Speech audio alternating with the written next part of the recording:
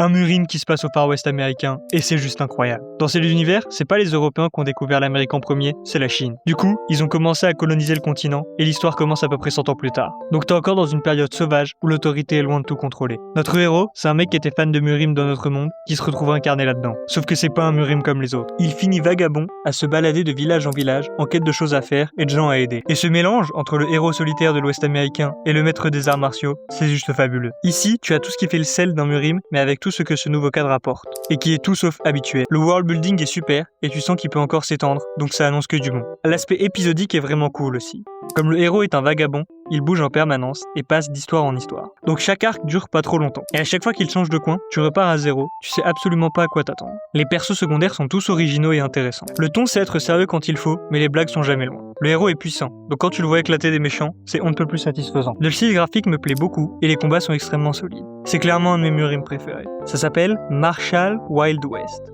Il y a déjà plus de 120 chapitres dispo, donc tu peux foncer. Abonne-toi si tu veux plus de manhwa de qualité.